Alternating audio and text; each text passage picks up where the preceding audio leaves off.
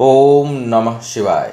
मैं हूं ज्योतिर्विद पंडित दीपक दुबे और उपस्थित हूं आपके साथ मार्च महीने का राशिफल लेकर। कैसा रहेगा महीना करेंगे इसके ऊपर चर्चा। नए दर्शकों को बता दूं कि जो मेरा राशिफल होता है लग्न राशि पर आधारित होता है। इसके लिए चंद्र राशि, नामाक्षर, सूर्य राशि इत्यादि को आधार ना माने, बल्कि अपनी जन्म कुंडली से लग्न राशि को जाने और उसको आधार माने। दूसरा, सामान्य आधार पर राशिफल होता है। आपको चाहिए कि कोई विशेष परिस्थिति हो तो आप अपनी कुंडली का विश्लेषण कराएं, उसके बाद किसी निष्कर्ष पर पहुंचें। राशिफल इत्यादि प्रारंभ करने से पहले आइए आपको कुछ महत्वपूर्ण सूचनाएं दे दूं। मार्च के महीने में 14 मार्च से सूर्य की मीन संक्रांति होगी। तो 14 मार्च के बाद जो शुभ कार्य जैसे गृह प्रवेश है, विवाह इत्यादि, मुंडन इत्यादि का, नए घर में प्रवेश, दुकानों का उद्घाटन, इन सब चीज़ों को नहीं करना चाहिए, तो वो उसका निषेध रहेगा। 22 तारीख से मंगल मकर राशि में उच्च के हो जाएंगे। शनि के साथ युति होगी मंगल की। शनि मकर राशि में गोचर करें, उसका वीडियो अलग से दूंगा। 30 मार्च को थोड़े समय के लिए बृहस्पति मकर राशि में प्रवेश करेंगे। 24 तारीख को अमावस्या पड़ रही है। यह दिन पितरों के कार्य के लिए, पितृ संबंधी शांति के लिए बहुत महत्वपूर्ण होता है। उस दिन त्रिपिंडी श्राद्ध या नारायण बलि इत्यादि जो लोग कराना चाहें वो करा सकते हैं। जो लोग हमारे यहाँ से कराना चाहते हैं हमारी साइट से जाके बुकिंग करा सकते हैं। चैत्र नवरात्रि 25 मार्च से प्रारंभ हो रही है और नवरात्र संबंधी बुकिंग भी हमारे साइट से प्रारंभ हो गई है। आप जा करके वेबसाइट से सच्चंडी पाठ, 1 दिन का पाठ, 9 दिन का पाठ, या और भी साइट पर आप जाके देखेंगे तो बहुत से विकल्प आपको मिलेंगे, बहुत सी तरह के अनुष्ठान का डिटेल मिलेगा astrotips.in पर। तो वहाँ से जाकर आप नवरात्र संबंधी बुकिंग अभी से करा सकते हैं। 9 को होलिका दहन, 10 मार्च को होली जो है वो पड़ रही है, तो होली की आप सभी को ढेर सारी बधाई भी देते चलूँ लगे हाथ। और फिलहाल अभी 14 और 15 मार्च को मैं दिल्ली में रहूँगा उपस्थित, ग्रेटर नोएडा में अपने कार्यालय में। तो जो लोग व्यक्तिगत रूप से मिलकर परामर्श लेना चाहते हैं वो उसके लिए बुकिंग करा सकते हैं। बाकी टेलीफोनिक और जो बाकी कंसल्टेंसी हो तो कहीं से भी कभी भी चलती रहती है, वो बंद नहीं हो रही।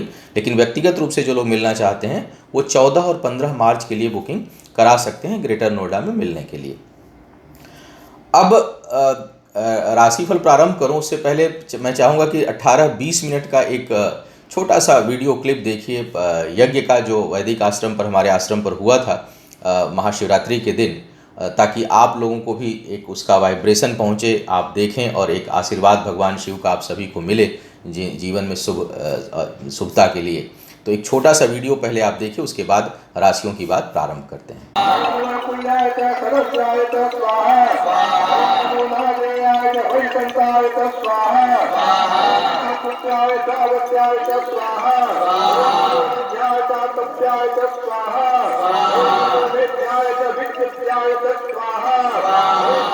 वृषभ वालों की बात करते हैं, क्या कह रहे हैं सितारे आपके लिए इस महीने। सबसे पहले करियर और फाइनेंस की स्थिति को देखा जाए तो भाई भाग्य धीरे धीरे आपकी सहयोगी हो चुकी है। कहीं कोई नया कार्य, व्यापार, कोई बिजनेस में हाथ डालना चाहते हैं तो उसके लिए समय इस महीने के अंत में अनुकूल बन रहा है। भाग्य सहयोगी है लेकिन महीने के अंतिम सप्ताह का प्रयोग करिए, नया कार्य, व्यापार प्रारंभ करिए। उससे पहले मत करिए। उससे पहले मुझे लगता है कि यदि आप करते हैं तो उसमें कहीं ना कहीं धन हानि का जो है वो योग बन रहा है, उत्तेजना रहेगी, डिसीजन सही नहीं ले पाएंगे। तो थोड़ा संभल कर चलिए और तैयारी करिए, उसको उस पर सोचिए, उस पर जो है वो योजना बनाइए, लेकिन उसको इम्प्लीमेंट करिए महीने के लास्ट हिस्से में, अंतिम भाग में। प्रारंभ में नए कार्य व्यापार या किसी नई योजना, नए कार्य व्यापार या किसी इम्प्लीमेंटेशन के लिए, जॉब इत्यादि में नए प्रयोग के लिए समय अनुकूल नहीं है, तो उससे बचने की सलाह दूंगा। और अंतिम भाग में यदि आप करते हैं तो बुद्धि भी साथ देगी, भाग्य भी साथ देगी और उसमें आपके कार्य व्यापार में उन्नति भी होगा। दूसरा, इस समय कहीं इंटरव्यू इत्यादि है तो उसमें सफलता का योग काफ़ी प्रबलता से बन रहा है, उसमें आप सफल होंगे। और कहीं नई नौकरी इत्यादि लगने का भी योग बहुत से लोगों के लिए बनता हुआ दिखाई पड़ रहा है, उसके लिए सफलता का योग है।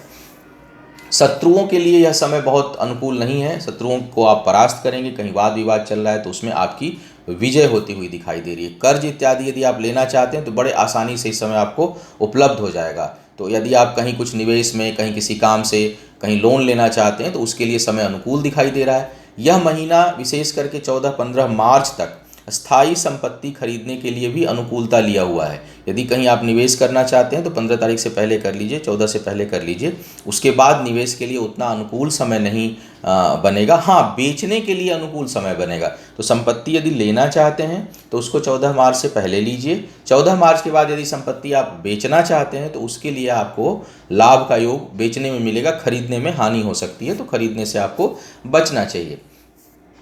इसके साथ साथ जैसा मैंने कहा कि शिक्षा के लिए सामान्य से बेहतर समय है, आपको उसमें सफलता मिलेगी। कहीं कोई इंटरव्यू है, साक्षात्कार है, कहीं कोई प्रतियोगिता है तो उसमें आप सफल होंगे, उसके लिए अनुकूल समय दिखाई दे रहा है। महीने के अंतिम भाग में कुछ बड़ी सफलता आप हासिल कर सकते हैं, कुछ बड़ी उपलब्धि जो है शिक्षा इत्यादि के क्षेत्र में आपको प्राप्त हो सकती है।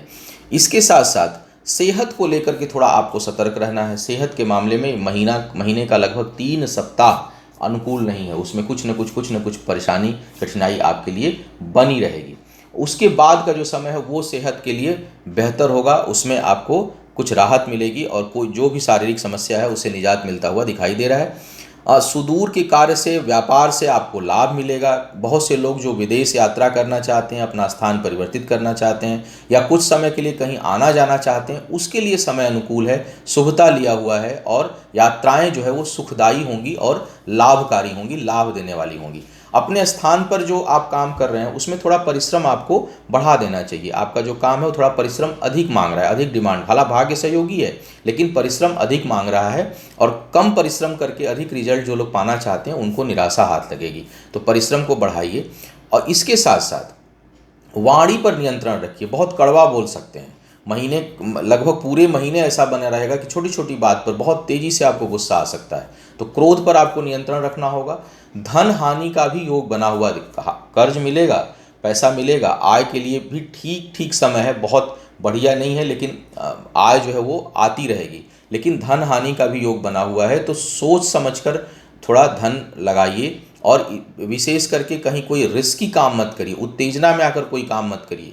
क्रोध से हानि के संकेत हैं, तो अगर आपका कहीं कोई साझेदारी का, कहीं पैसे का वाद विवाद है, कहीं चीज़ें तब लागू होती हैं जब उससे संबंधित आप काम करते हैं। कई लोगों का आ जाता है कि मेरा तो ये है ही नहीं, तो जिस पर नहीं है उसके लिए नहीं लागू होता, लेकिन जो काम उस समय आप कर रहे हैं, तो यदि आपका कहीं पैसा फंसा हुआ है वहाँ जाकर आपने बातचीत करनी है, पैसा किसी से निकलवाना है, कहीं कोई झटके से पैसा कुछ लोगों के साथ लगाना है, इन्वेस्ट करने जा रहे हैं तो उस पर 4 बार सोचिए।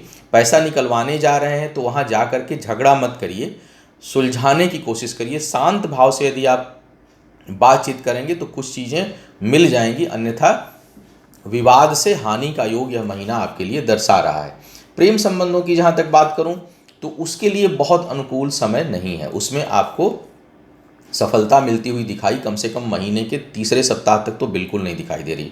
तीसरे सप्ताह के बाद आपके लिए कुछ प्रेम संबंधों में सफलता मिल सकती है, या व्यक्तिगत रिश्तों में कुछ वाद विवाद चल रहा है तो उसमें सुधार का योग भी इस महीने के लास्ट में है। प्रारंभ में तेज वाद विवाद हो सकता है, रिश्तों में गलतफहमियां पैदा हो सकती हैं, बिना मतलब की विवाद हो सकते हैं और बाद में जब सोचेंगे तो लगेगा कि हम लोगों ने क्यों किया, लेकिन वो गलतफहमी पड़ सकती है। छोटी छोटी बात पर झुंझलाहट, छोटी छोटी बात पर शक या एक दूसरे पर भरोसे में कमी का अनुभव आप महीने के करीब करीब 2-3 सप्ताह तक, 3 सप्ताह तक आप करेंगे। उसके बाद थोड़ी राहत होगी, चीज़ों को समझ में आएगा और बहुत से लोगों को पश्चाताप भी होगा।